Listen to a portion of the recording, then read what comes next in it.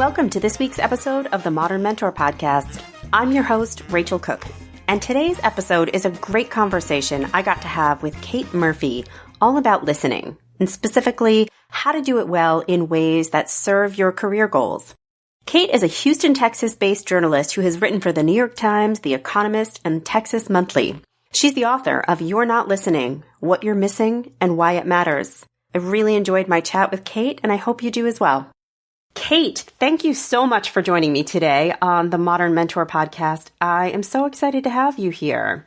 Well, it's a pleasure. Thank you so much for having me. So, Kate, you have written this book called You're Not Listening, What You're Missing, and Why It Matters. I loved it. It's full of stories and insights and tips that struck me with my professional hat on. It also hit me a little bit as a mother and as a wife. I think there really is something in it for everybody. But given that the Modern Mentor is all about creating workplace success, we'll try to keep our conversation around listening in that realm.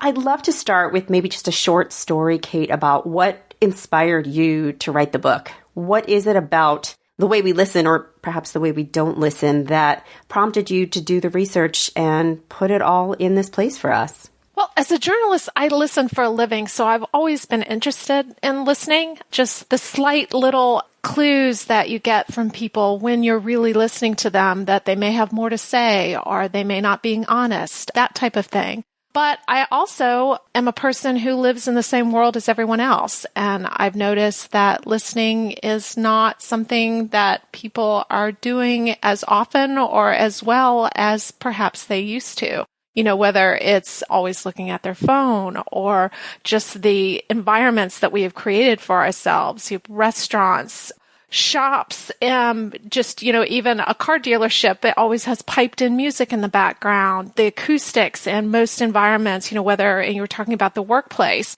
there are open office designs where, before COVID, of course, every keyboard click, every after lunch belch is audible by everyone else. And so it's really hard to listen. So it's not only, what might be going on within us keeping from listening, it's also what's going on without. And just all of those factors coming together, plus what's happening politically, in addition to technologically and culturally, it just made it seem like this was a topic worth addressing. Really well said. And I think, something that struck me is you said it's really hard to listen, which I think for a lot of people will kind of strike them as a little bit confusing, because I think we default to assume listening is just being silent and letting sounds come into your ears. And how hard is that really? But in the book, you make the case for listening actually being a lot more complex and it being more of a skill than just something passive that we do.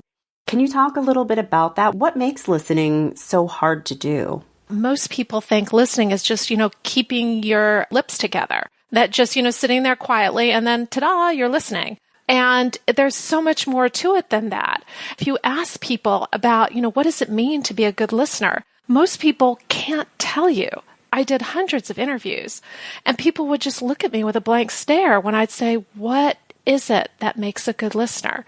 Tell me what a good listener is. And they couldn't tell me. But at the same time, they could tell me very well what it meant to be a bad listener. Things like looking at a phone, interrupting, changing the subject, things like that are so common. And it really tells you that we have more experience not being listened to versus being listened to, because people really couldn't come up with that. And that's because, partially people have this idea that it's just being quiet.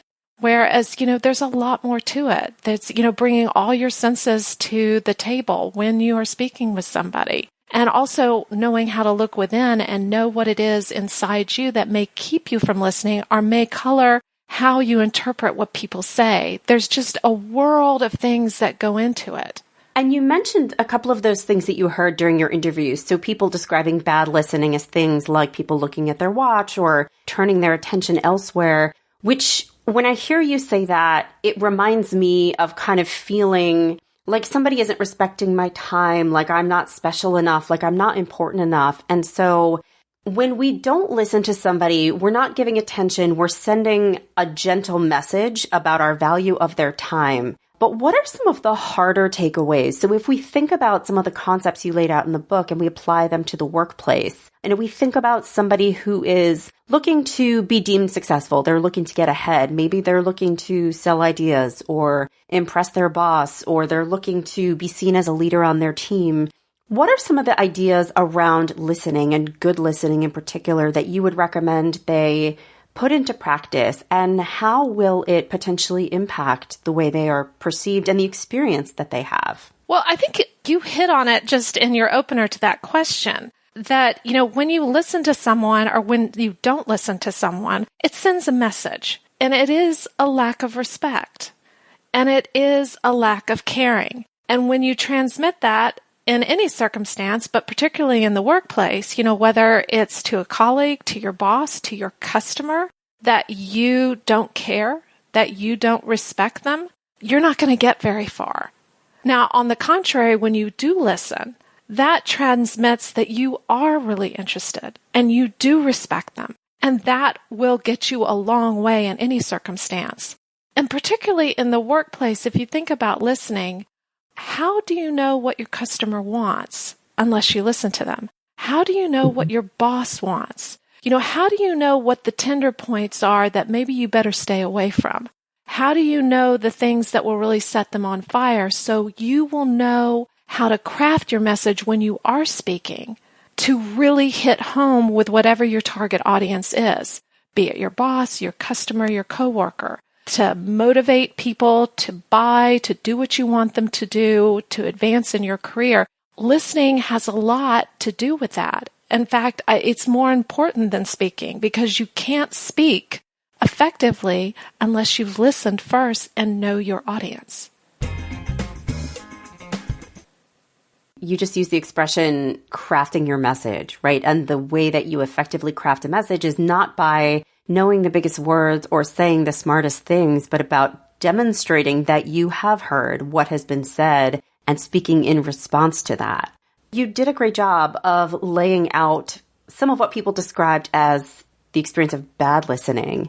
Through your work, what are some of the tips that people can take away in order to not just look like a good listener, but actually be an effective listener? Well, I love how you said look like a good listener, because that's what, when people talk about active listening, I looked at a lot of corporate manuals and employee manuals, employee handbooks, and a lot of them have started to realize that listening is important without quite knowing what listening is. And so they will have these sections in active listening, and they are all predicated on what a good listener, quote unquote, looks like. Things like nodding and looking someone in the eye and keeping your mouth shut so it doesn't look like you're about to break in.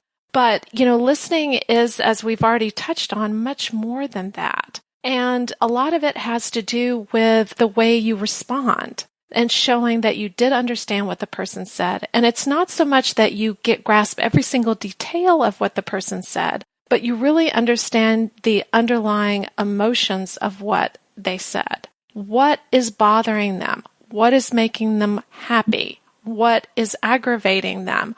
What are they concerned about?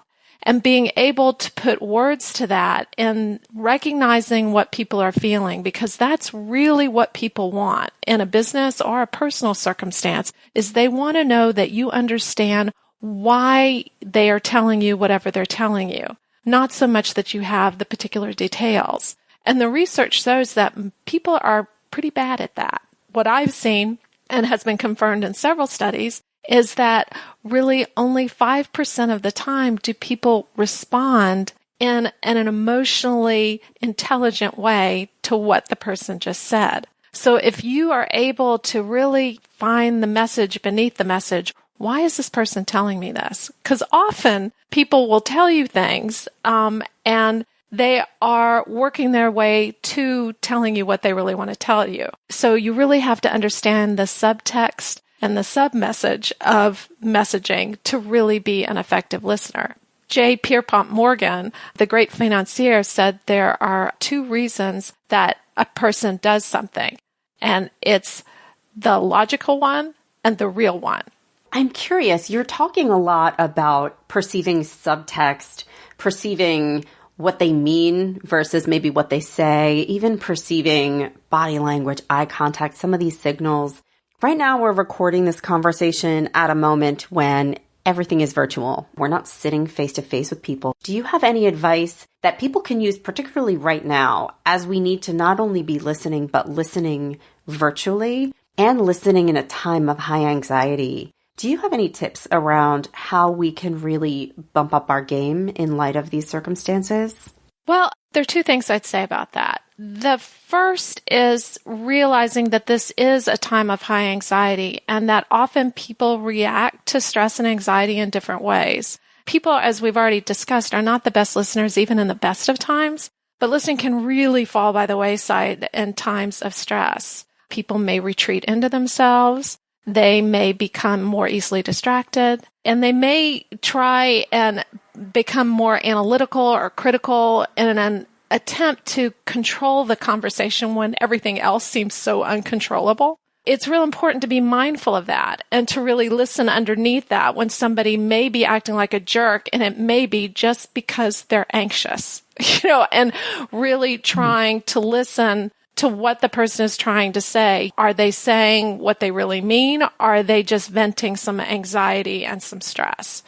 And then in terms of technology and communicating virtually, I am not a huge fan of Zoom and other types of video conferencing calling because exactly what you were talking about, that there are so many signals that you get and that human beings are, without our conscious awareness, incredibly exquisitely sensitive to things like facial expression and just those, minute little crinkles around the eyes and around the mouth, and we don't even know it. And also human beings without our conscious awareness as well mirror one another. And so when you're looking at somebody on a video, and you're subconsciously trying to mirror the other person's facial expressions, read what they're doing, and you're getting this image that is getting sort of blocky or blurred or delayed just because of the way the technology is, it sends a signal that you're interpreting wrong, that you aren't able to predict what people, because human beings are sort of predictors. The brain is a predicting mechanism.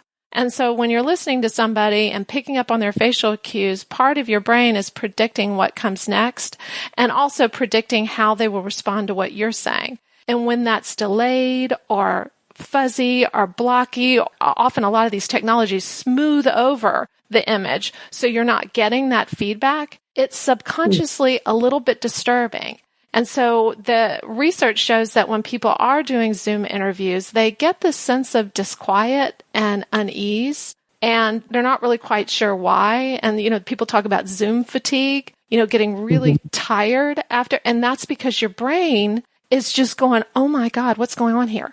You're not aware of it, but it's saying, I'm not seeing the expressions. I'm not able to mirror. And also the person's not looking you in the eye, which is what you're used to because of by virtue of where the camera is, it's either looking up at you or down at you or from the side. And we might interpret that person as being, because of wherever their eyes are looking, as, untrustworthy, shifty, maybe sad, maybe haughty, just depending on where that is. And again, this is all subconscious, but it really does affect how we listen and how we interpret other people. And that's not to say Zoom doesn't have its place. It's wonderful for the kids to wave and blow kisses to their grandparents. It's great for, look at what I'm making for dinner. Oh, let me see. And I'm not against Zoom, but if you want to have a really meaningful conversation, I've interviewed a lot of businessmen who've said, if they're talking to their partners and really want to have a creative, engaged discussion, they get on the phone. Because having no facial cues is better than faulty facial cues. So that's something else to think about. That is super interesting. And that resonates with me because I am feeling that exhaustion from video and it is confusing. And what I hear you saying, or what I think I hear you saying, is it almost makes it harder to listen effectively because we're being distracted by these signals that are being created by faultiness in the technology. And so to have that higher quality conversation, just do audio, or at least sometimes just do audio. Right. You have to judge what's best for the circumstance. But, if you really want to have a meaningful conversation where you're really connecting with the other person and really trying to, say develop ideas or be creative or find out, how a customer, say, is dissatisfied or, whether your boss is, ticked off with you, it's better to just get on the phone. So we've talked a little bit so far about how listening can make you more effective in the workplace, listening to customers, listening to your boss to ensure you have clarity, listening maybe to your team members to ensure that you're capturing the ideas. I would say the other piece of this from a workplace success perspective is that there are a lot of people right now who would love to be in the position of having to do these things in the workplace, but frankly, they are looking for a job. We're seeing really high levels of unemployment right now, a lot of anxiety, of course, that comes with that. And I would just love to get your thoughts on how can we tap into our listening skill set in order to present as maybe a stronger job candidate? It's interesting you say that because, one of the most gratifying things that has happened to me since writing the book is, I get so much mail now from people who have read the book, as well as at bookstores, where people would come up to me and say, I haven't been able to get a job for 2 years and I read your book and got a job. As somebody who writes because they want to be helpful, whether it's in my journalism or writing this book, that was the sole reason why I wrote it, was to be helpful, and to really hear that I am has been enormous. Now, to get to how you can use some of the techniques in the book to get a job and be a more attractive applicant, in talking to the people who use the book, the anecdotes that they told me, which is what I would expect, is they said, really my strategy was to go into the interview and really present myself, make my mark, stay on message and really kind of be on show, like I'm the person that's on stage right now and I need to capture your attention. I need to do my elevator pitch. I need to really be the one that's out there. And when they read my book, they realized that's really not what's needed, that I really need to listen to the interviewer to figure out what is it that they want? What is it that they are asking me? And to really drill down on what's important to this person that I am sitting in front of. And also to ask questions, to not make it all about you, but to really show that you are curious, that you're inquisitive, that you will listen. Tell me what you think is important for a candidate. Really kind of reflect the questions back to them and really listen. And when you listen to that, and then are able to say, well, what I'm hearing is this, and this is how I fit into what you may need. It makes all the difference in the world. As we talked about earlier, it's a sign of respect. And people want to hire people that care and that are respectful. And listening is the easiest way to show that you are that person.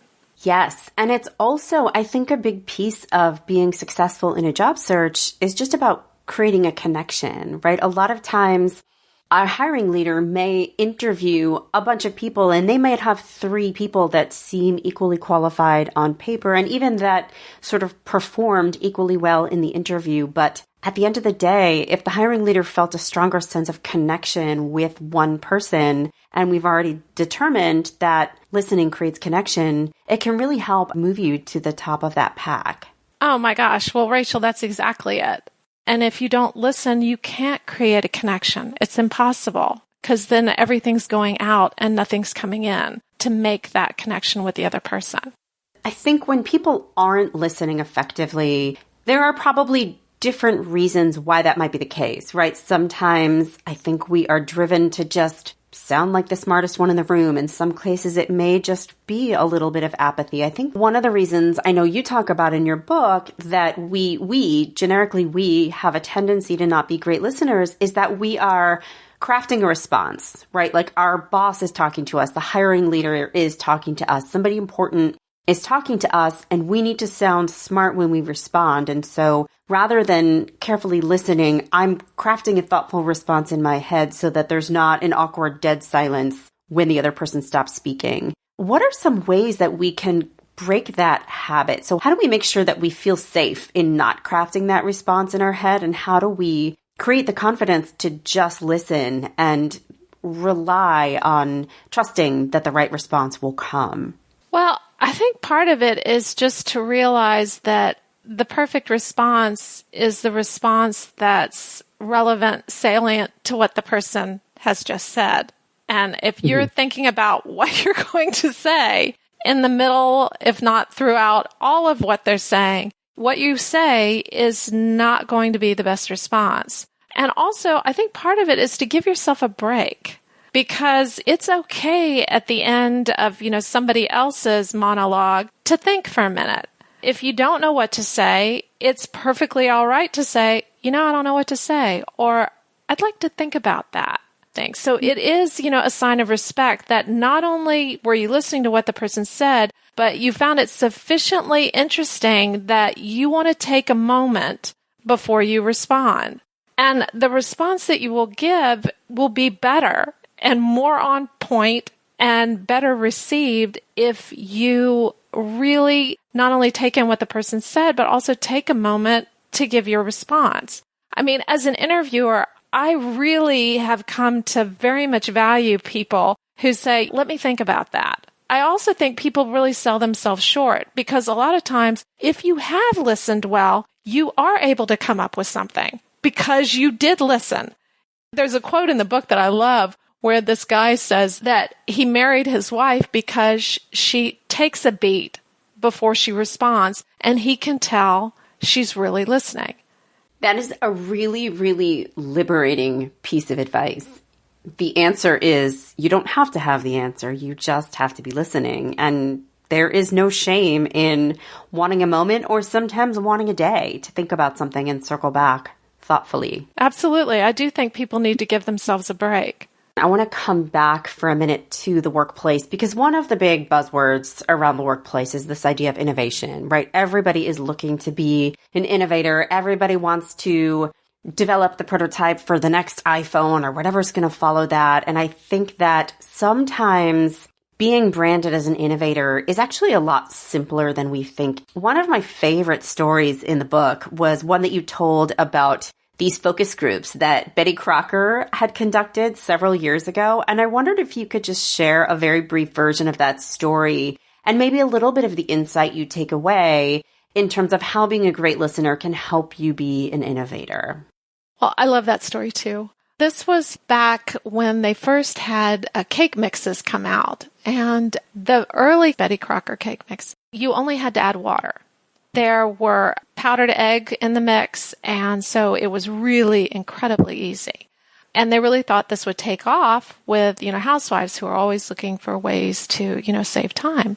And so this was not doing well, and they were really surprised by that. So they convened a focus group. And in listening to these housewives, they said that they really didn't like the cake mixes because they made them feel guilty. They were too easy. And a lot of times emotions drive what we do. And so, knowing your customer and knowing those things sort of goes against what you would think as somebody who was creating that product. And what they did is they took out the powdered eggs. So when you made a cake with the cake mix, you had to add water as well as crack a few eggs. So it made it seem like more of an honest effort. And sales took off. It was a matter of listening to the customer. It's asking the questions. It's listening and really being curious and listening for those little emotional drivers that make people do what they do. And that is at the heart of innovation, because, it's the frustration and the aggravation of something in someone's life is what you need to solve as somebody who's creating a product. It's those products that are successful because they solve a problem. And how do you find out what those problems are? You listen. I love that story because it's charming and it's funny and it resonates. And that is still, by the way, when I buy a cake mix with my kids, we're still buying the same product. It's still the water and the eggs are the part that make my kids feel like they're baking. And so there's so much insight in that story, but I love it because I'm always talking with leaders and teams about really just being expansive in how you define innovation. The person who made that discovery may not have labeled themselves as an innovator. They were just listening and responding and iterating on an existing product, but it had significant impact on the business and on their results. And I think that is such a powerful story. So for anybody who is not working for Betty Crocker, how can you use this power of just asking questions and paying attention to what people are saying to find your next big idea or small idea that's going to have a big impact. Well, I mean, listening is the engine of ingenuity. It's not only listening for what needs that other people have that you might want to satisfy, or complaints that they might have that you want to take away from them, the pain points that you want to relieve, but it's also listening to your collaborators and listening what hasn't worked in the past or what has worked in the past. And all of those little pieces, all that bit of listening comes together in your head and really fosters creativity.